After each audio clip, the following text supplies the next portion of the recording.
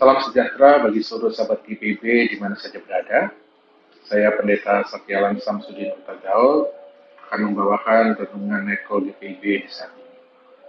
Saya adalah pendeta jemaat di GPIB Sion Nunukan, Kalimantan Utara dengan tempat pelayanan di Postalkes Betel Binusa. Baik, sahabat GPIB, sebelum kita membaca dan merenungkan kebenaran firman Tuhan, mari kita bersehati, kita berdoa. Allah yang baik, kami mengucap syukur atas segala karya kasih-Mu yang boleh menyertai kami di sepanjang hari ini. Dan kini kami akan beristirahat di malam hari ini. Namun sebelumnya, teruslah Engkau berkenan memperdengarkan kebenaran firman-Mu, sehingga kami senantiasa boleh dibentuk, dibangun, untuk boleh memiliki hidup yang semakin meneladani Yesus Kristus Juru Selamat kami. Maka bertatalah dalam hati dan pikiran kami, ya Allah Bapa, Anak, dan Roh Kudus, berkuasalah atas kami dan bersabdalah. Kami umat-Mu siap untuk mendengar. Amin. Baik sahabat GPIB, bacaan Alkitab kita di malam hari ini terdapat di dalam kitab Kejadian pasal 3 ayat 11 sampai 13 yang mengatakan demikian. Firman-Nya, siapakah yang memberitahukan kepadamu bahwa engkau telanjang? Apakah engkau makan dari buah pohon yang kularang engkau makan itu? Manusia itu menjawab, perempuan yang kau tempatkan di sisiku, dialah yang memberi dari buah pohon itu kepadaku, maka kumakan. Kemudian berfirmanlah Tuhan Allah kepada perempuan itu, apakah yang telah kau perbuat ini? Jawab perempuan itu, ular itu yang memperdayakan aku, maka kumakan. Demikianlah pembacaan Alkitab kita. Terpujilah Kristus Yesus. Amin. Sahabat GPIB, sesungguhnya Taman Eden itu adalah gambaran tentang kehidupan yang diberkati Tuhan. Tuhan menciptakan Taman Eden itu untuk menjadi ruang kehidupan yang boleh memberikan kenyamanan dan keberlimpahan bagi Adam dan Hawa. Maka ketika Adam dan Hawa ditempatkan Tuhan di Taman Eden itu, mereka memiliki satu tugas, bahwa mereka perlu mengelola Taman Eden itu, sehingga seluruh potensi-potensi kebaikan yang telah Tuhan nyatakan di dalam taman itu, boleh mereka nikmati, boleh bermanfaat bagi mereka. Dan oleh karena itu, maka Adam dan Hawa perlu menjadi sebuah persekutuan yang dapat bekerja sama, yang dapat menjadi sahabat bagi satu sama lainnya, dan kemudian bergandengan tangan, saling melengkapi untuk mengerjakan tanggung jawab yang Tuhan percayakan itu. Mengelola Taman Eden menjadi ruang kehidupan yang dipenuhi damai sejahtera Tuhan. Tapi kemudian Adam dan Hawa ternyata gagal menjawab panggilan Tuhan itu. Dan kegagalan itu disebabkan satu hal, bahwa Adam dan Hawa termakan hasutan dari si ular untuk memakan buah pengetahuan yang baik dan yang jahat. Apa yang menjadi motivasi mereka adalah godaan untuk menjadi sama seperti Allah.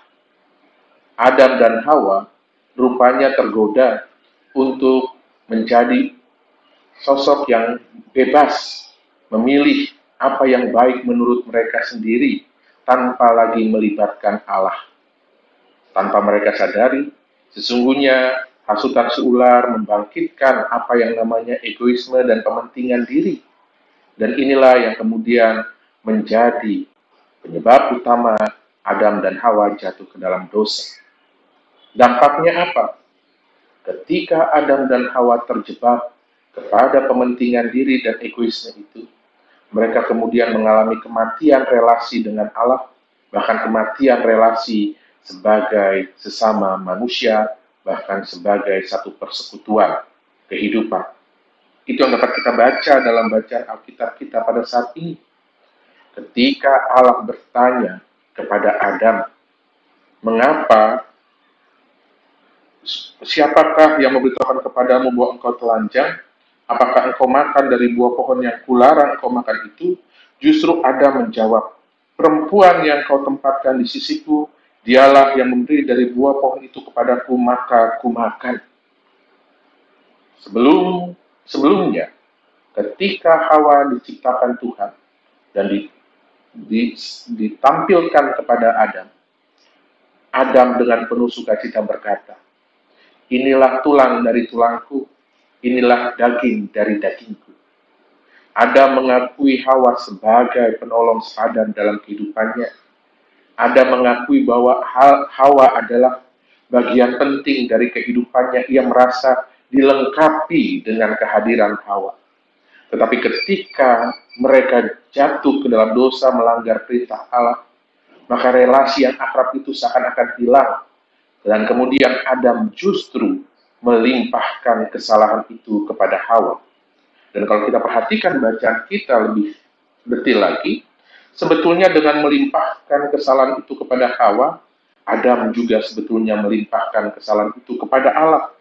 Karena itu dia berkata, "Perempuan yang kau tempatkan di sisiku, dialah yang memberi dari buah pohon itu kepadaku." Adam menyalahkan Allah karena menempatkan Hawa ada di sisi Adam. Adam menyalahkan Hawa karena Hawalah yang membujuk Adam untuk memakan buah pengetahuan yang baik dan jahat itu. Dan semua itu dimulai dan bersumber dari satu hal. Adam ingin menyelamatkan dirinya sendiri. Adam hanya ingin mementingkan dirinya sendiri, sehingga ia kemudian tega mengkambing hitamkan pihak yang lain agar dia selamat. Dan hal yang serupa sebenarnya juga terjadi kepada Hawa. Ketika Allah bertanya kepada Hawa, Hawa pun juga melakukan tindakan yang serupa. Ia melemparkan kesalahan itu kepada ular. Maka sebetulnya dari bacaan Alkitab kita saat ini, sahabat GPIB, kita diajak untuk kemudian berkaca tentang realitas kehidupan kita. Sebetulnya kita boleh juga melihat bahwa dunia yang Tuhan ciptakan ini adalah dunia yang diberkati Tuhan. Tuhan menyediakan banyak potensi di dunia ini yang jikalau dikelola dengan baik, maka dunia ini bisa menjadi ruang kehidupan yang memberikan damai sejahtera bagi kita manusia. Namun persoalannya muncul ketika manusia justru tenggelam dalam egoisme dan kepentingan diri sendiri. Dan bukankah itu juga nyata dalam keseharian kita lihat bagaimana manusia senang melemparkan kesalahan kepada pihak yang lain agar dirinya selamat. Kita menyaksikan itu dalam banyak kasus rumah tangga ketika hubungan suami istri menjadi hubungan yang saling menghancurkan karena kemudian menganggap kesalahan ada di pihak yang lain sementara dirinya yang paling benar. Hal yang serupa berlaku dalam relasi keluarga antara orang tua dan anak. Bahkan kita juga menjumpainya di dalam relasi dunia kerja, bahkan di dalam masyarakat.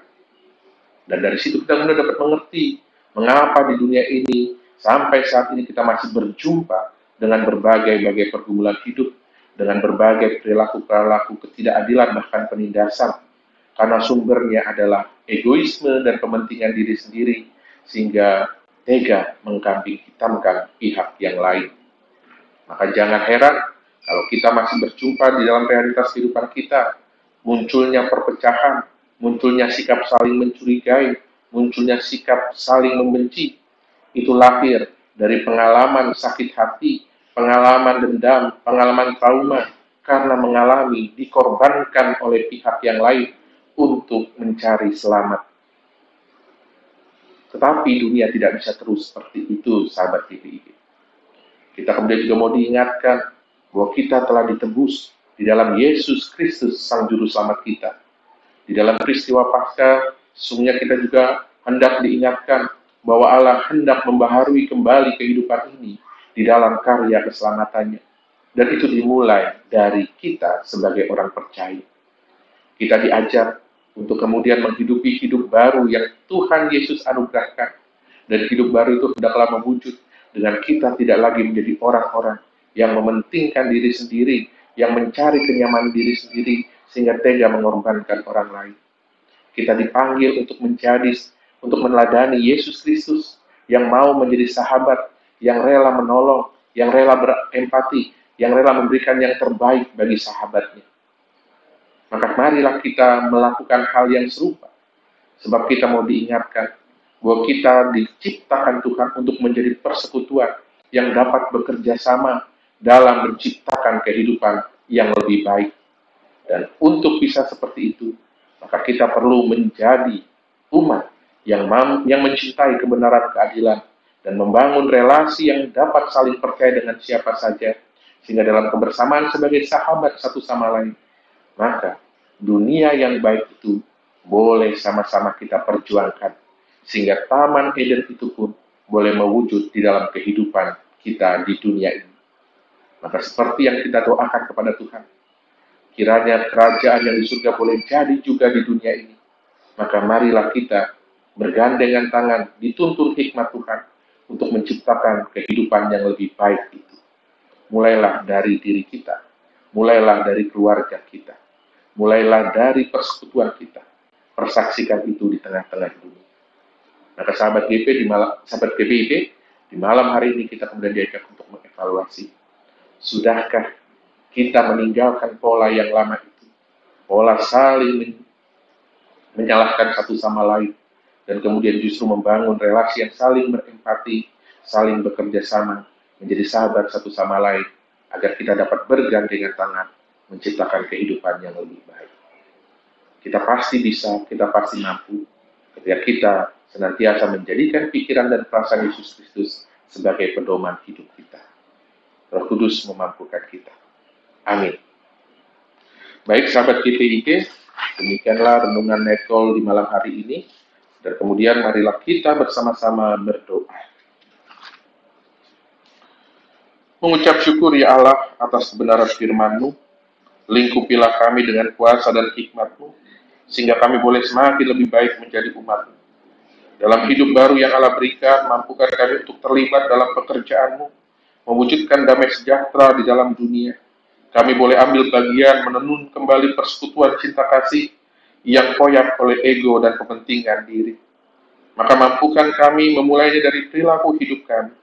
Kami menyemainya dalam rumah tangga dan keluarga kami. Kami merawat dan memeliharanya di dalam persekutuan kami sebagai gereja. Dan buah-buahnya dapat kami bagikan di tengah-tengah dunia ini. Sehingga dunia pun boleh menikmati kuasa pemulihan yang membawa berkat dan damai sejahtera. Dalam segala keterbatasan dan kegagalan kami, kiranya Engkau boleh terus menyatakan karya pengampunan dan bersabar dalam membimbing dan membentuk kami.